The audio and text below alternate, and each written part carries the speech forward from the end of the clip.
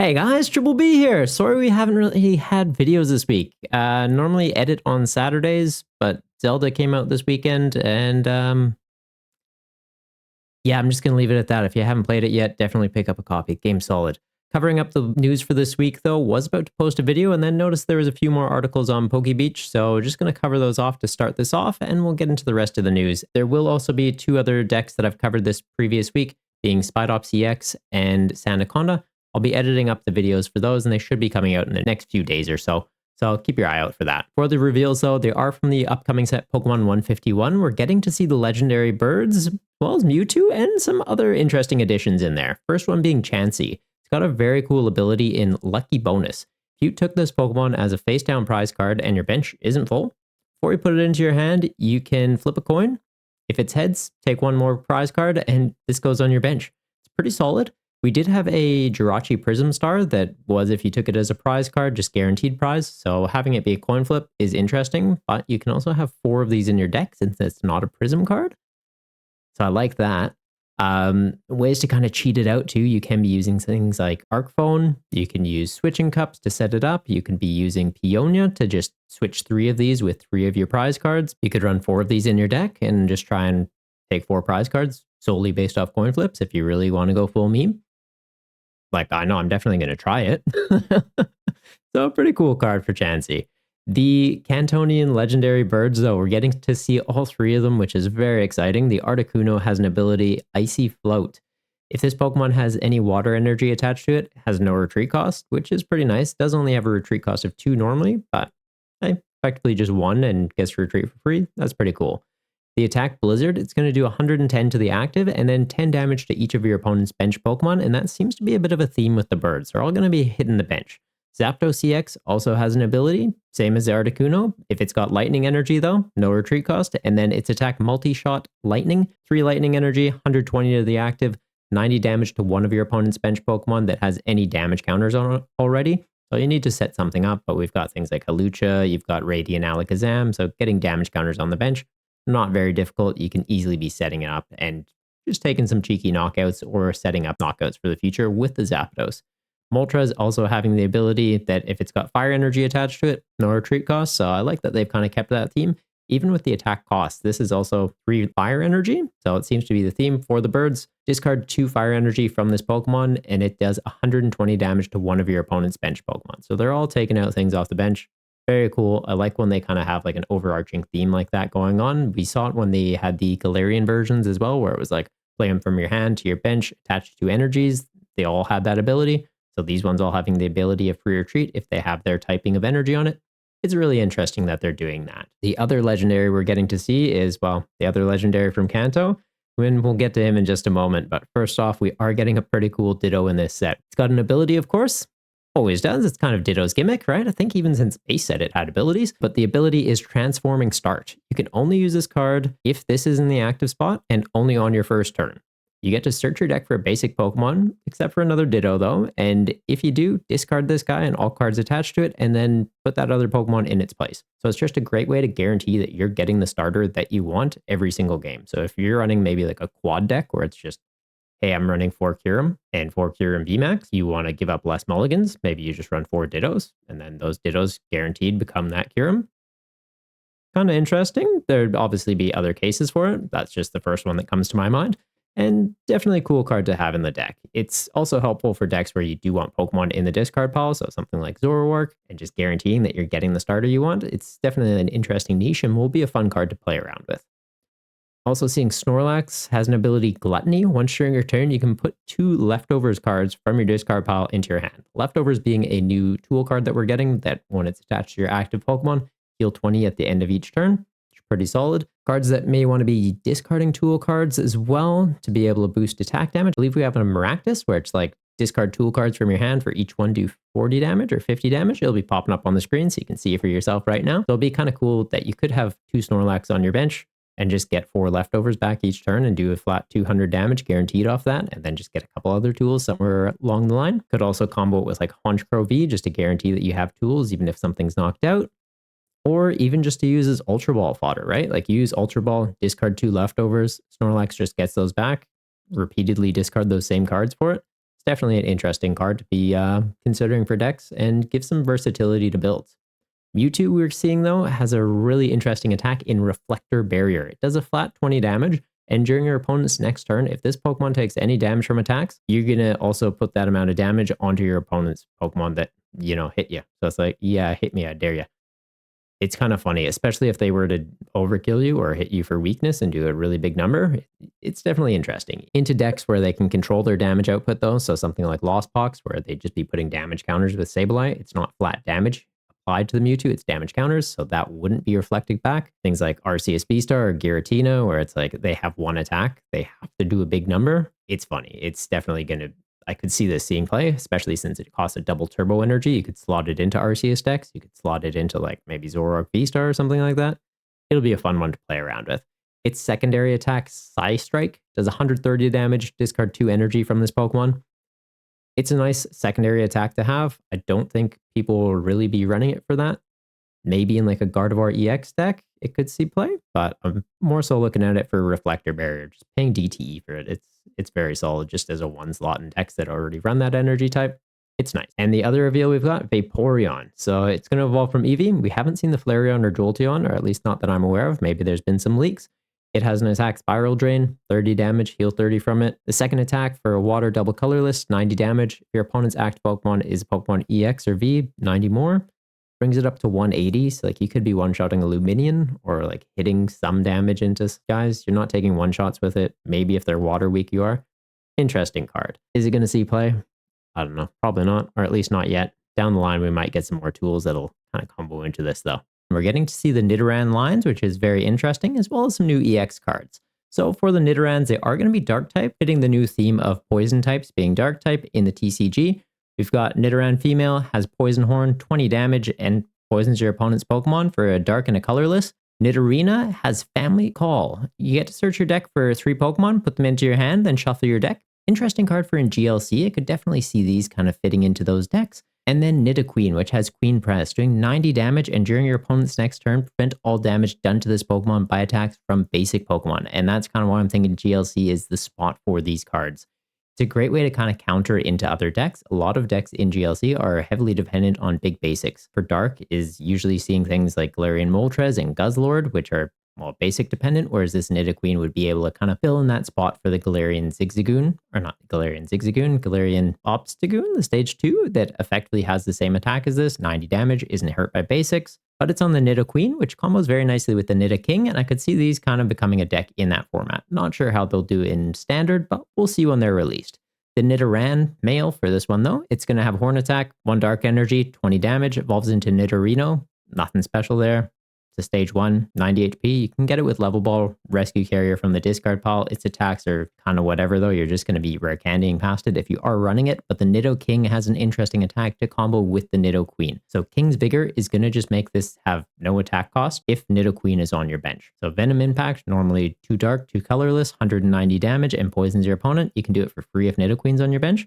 Very interesting. If you're playing an expanded as well, there's the Nidoqueen from Team Up that just lets you search your deck for Pokemon. Could see this becoming a deck in expanded and effectively just having free attacks. Nidoqueen searching it out. Interesting concept to play around with. In standard though, not sure that's going to make a difference. GLC and expanded though, I could see these seeing some play.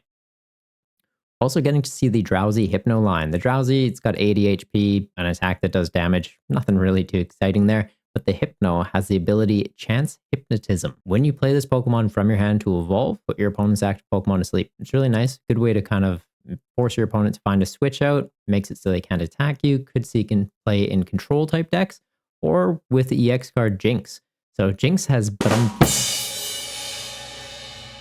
Yes, they made another pun attack. Yes, I approve. It is amazing. But Badum Kiss is just going to knock out your opponent's Pokemon if they're asleep. So Hypno puts them to sleep.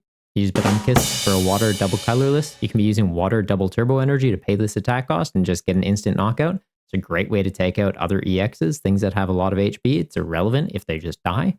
There's not a lot of things that are preventing effects at the moment. Big Parasol rotated, meaning that Espeon VMAX, or I believe it's Toad School EX, the Tentacruel that's not a Tentacruel, that's grass and a mushroom, that guy. They have an ability that if your Pokemon have energy on them, effects don't affect them. So that would be a good way to kind of get around Jynx, but I could definitely see Jynx actually becoming a threat. Kind of love that. You can obviously use Excalibur to accelerate water energy to it too, so you could even just slot this into decks as like a secondary attacker, but I could definitely see this becoming its own deck, which is kind of epic. We've also got some interesting tool cards. So Big Balloon, it's sort of like Float Stone. It's going to remove the retreat cost of your Pokemon, but the trade-off being it can only be attached to Stage 2 Pokemon. Big Stage 2 EX Pokemon, it's a great way to just kind of have them as pivot retreat. There's also a Solgaleo from, I believe it was Celebrations, that has an ability that once during your turn, you can put it into the active spot. So if you have attacks, can't be used 2 turns in a row, and you're normally having to kind of pivot around, you could put a 1/1 line of Solgaleo, pop it into the active, have Big Balloon on it, free retreat it back. Interesting. Obviously, then you need Rare Candies, Solgaleo line, and this card to be able to do that when you could just be running switches. But there's a theoretical play there. Obviously, you could use like Dream Ball to cheat it out if you didn't want to use the Rare Candies. It's definitely a concept worth kind of looking into. We're also seeing the supporter card Bill's Transfer. Lets you look at the top 8 cards of your deck, reveal any number of Pokemon you find there, and just put them into your hand. It's a great way to dig, find some stuff without having to discard your entire hand to draw cards. Obviously, cards like Professor's Research, they're great because they let you just straight up get 7 cards, but they do come with a trade-off of you have to discard your hand. So if you're running a deck that has Rare Candies with Stage 2 Pokemon seeing more plays, well, you'd like to be able to hang on to those Rare Candy, but you also might want to find those Pokemon. So Bill's a great way to just be able to like, hey, are they just like a couple cards in? Neat, just grab them. Oh, there's some other stuff there? Cool, bring them all along. There's a lot of Pokemon with utility abilities at the moment. Just being able to dig them out and to keep things in your hand is great. Like obviously Bibarel Squovit engine, it's really solid. It can just draw you cards, put things on the bottom of your deck. You're not having to discard. Cards like Bill's, great way to be able to get into those cards as well as get into other things while keeping your hand. So it's an interesting way that the game's kind of heading and not needing to rely so heavily on research. Definitely keen with the direction that's going in. The other reveals we've got, we did see 8 EX cards revealed for kind of like starter decks in Japan. They'll likely be in our fall set, I'm thinking, and they're cards. We'll skim through them. None of them are very exciting. They're all just going to be bulky X's. If any of these catch your eye, please let me know in the comments below. Maybe I'm missing something, but they all kind of just seem like, yeah, they're going in the bulk bin. We are getting a Rowlet line. Rowlet's just got an attack that does damage. Dartrix has an attack that's 40, 20 to 1 of the bench Pokemon, and then Decidueye EX has the ability Untethered. If it's on your bench, you can move it to the active, or if it's in the active, you can move it to your bench. It's effectively just like a free pivot. So maybe this is what they're seeing that Air Balloon card coming into play with. Like you can just be moving things around for free, but I don't really understand the niche this is going to be filling. It is on a Stage 2 Pokemon. The attack's okay. It does 130, so you're not even two-shotting into other Stage 2 Pokemon. It does 30 damage to one of your opponent's bench for a grass and a colorless, so it's all right, but like nothing really to write home about. We are also seeing a Smoliv line. They're not that exciting. We've got an Arboliva already that's when you evolve up into it, heals them. This Arboliva is as an attack, heal all damage from one of your bench Pokemon. I'd much rather have it as an ability and not end my turn. If you're ending your turn, this is in the active, it's going to get knocked out, or they're going to gust around and just hit that thing you healed. It's a card. Victini EX, Strafe, 30 damage. Switch this Pokemon with one of your bench Pokemon. Victory Flame, 220, 2 fire and a colorless. Can't attack during your next turn. I think you kind of see what I'm getting at here. Like nothing here is really that exciting. Litwick, 10 damage, flip a coin, 10 more. Blampint, switch one of your opponent's bench Pokemon with their active. Chandelure, 10 damage, 50 more damage for each energy attached to your opponent's active Pokemon. We do have attacks that already fill this niche, but not on Stage 2s. So I don't know. It just seems like these are just going to be filler cards. I'm probably just going to kind of skim through them here. The article is available on PokeBeach, so if you want to have a read into any of these that I'm kind of going past, please feel free. There'll be a link in the description below. But yeah, I'm just kind of going to skip through, I think. For Ninja, 40 damage to one of your opponent's Pokemon on a Stage 2. What's kind of the point? And Strong Stream, 120. If they already have any damage counters, another 120. So you could be using, I guess, Stealthy Shuriken to set up damage on the bench, to then use the second attack, brings it up to 280 all up, takes out V-Stars, but up against other EXs, it's not really relevant. Rhydon EX, we've already got the one that has an ability that's effectively Battle VIP Pass. This one is just 1 lightning, 20 damage, draw 2, or 3 lightning, 150, attach a lightning from your discard to one of your bench Pokemon. We are seeing a Clefairy and Clefable EX though. They're actually kind of interesting. So the ability Lunar Zone, if your Pokemon have any psychic energy attached to them, they have no retreat cost. So that one I could see seeing a bit of play. It's a stage 1, so you could switch into it with Zoroark and slot it into decks that way if you'd like. Or with Pokemon 151 coming out, we are getting another Clefairy and Clefable card in there, so depending on what they are, there could be a deck to be made. We also had that Clefairy that when it's in the active, search your deck for basic Psychic Energy attached onto your bench Clefairy. So there's definitely some plays that could be made. The Moon Magic attack for 3 Psychic Energy, 170 damage. Move any number of Psychic Energy from your Pokemon to your other Pokemon in any way you like. If you're dependent on attacks that cost an obscene amount of energy, you could be running those Clefairy. Accelerate a bunch of energy to your bench, then use this and just restructure around where all that energy is and put it onto one big thing. I could see there being a deck in the future that definitely puts this to use. We're getting a Mawile as well that could be used with that Clefable, so it's going to do 30 damage for each Psychic Energy attached to this Pokemon. So you could move all the damage, or not damage, move all the Psychic Energy to this Mawile, and it could do like a pretty ridiculous number. 11 energies, 330. Pretty expensive attack to be paying though, when we have Zacian V that can do that kind of damage with less energy, or the Gardevoir that can do that kind of damage. But it's an option to have. Another Koraidon EX, again, nothing really too exciting. Has a first attack, 20, and then 20 to 2 bunch guys, or a second attack, 230, 30 to itself. Houndour and Houndoom EX. Excited that we're getting another Houndoom. Very cool Pokemon, very cool design, but the attacks are also quite lackluster. These are designed to kind of be like beginner products, so it's fair. It's early in the EX days, so we're not going to see anything too crazy. But Wicked Claws, 90 damage. The defending Pokemon is a basic Pokemon. It can't attack during your opponent's next turn, or just straight up 220 and 30 to itself. So similar to that Koraidon. Meltan and then Melmetal EX. Pretty cool that they're still giving love to Melmetal though. It's an interesting Pokemon that got released from Pokemon Go and has gotten some cards already. So like it got a GX, it got a Tag Team GX, it's getting an EX now. Don't think we got a V. Oh no, we did get a V because it had a Gigantamax form. We did get a V and a VMAX, but I think they're kind of like, okay. The EX, similar idea though. 1 Metal Energy, Metal Absorption, search your deck for 2 basic Metal Energy, attach them to this Pokemon, and the second attack, 4 Colorless Energy. Base damage of 90, and then 30 more damage for each Steel Energy that's attached to this Pokemon though. So kind of cool. We don't have Metal Saucer anymore, so you'd be trying to set this up with maybe the Magnezone, similar to like Dialga V-Star. But we've already got Dialga V-Star that essentially has this attack, scales up by 40, and it has a V-Star power that lets you take an additional turn. So I feel like that's just the better alternative. Interesting cards. Are they going to shake up the meta? I don't think so. Like I was planning on kind of just skipping through this whole page, but did want to give some attention to the cards. If there's anything there that stands out to you, maybe I'm missing something, please let me know in the comments down below. The other reveals we have gotten for the week, though, are mostly just kind of merchandising products. So we did get some new deck boxes and card sleeves. These are exclusive to Japan, so if you've got a way to source them out from there, here's a bit of a heads up. There's some new stuff, and maybe start keeping an eye out for them. Getting a Palmot sleeves and deck box. Also getting a Toedscruel that's like just sprinting. Kind of epic. Do like that one, actually. I like him. He's a little speedster. What else is in here, though? There's a pretty cool Houndstone. And then the rest, they're kind of just chill, like standard stuff we'd be expecting. Kind of derpy looking, like Quagsire, Slowpoke, Psyduck. I like that one. It's kind of funny. We're getting like a kind of cool Pikachu one. Does give me like Gen 1 nostalgia. So like Pokemon Yellow seems like a bit of a callback to that.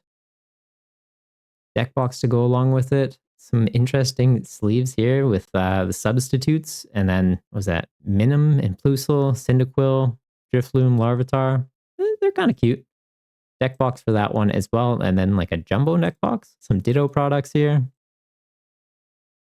And then this one, though, this one actually did catch my eye. So it's got the Raikou on it. Looks like it's got a Rayquaza on the top. And it's kind of got like almost an ancient style text on it. Like kind of gives me like Zelda vibes. Like I don't know if you guys have played Tears of the Kingdom yet. It kind of like gives me that kind of vibe, but with pretty vibrant red. I do like that one. So if anyone knows how to get these products from Japan, let me know, because I do want to try and get that deck box actually. For Clayburst, though, there is an announcement in Japan. They will be doing made-to-order booster boxes for Clayburst. The set's been selling out because of, well, I don't know. It's a good card. It's a playable card. And, well, people like those kind of full arts. It's a cartoon. I don't know why. It's a card. It should be used for the mechanics. And if you're a collector and want like one of each card, right on. But it's selling out sets, so like people can't even get a pack. Like there's people that haven't been able to buy the packs at retail price. It's a little bit absurd.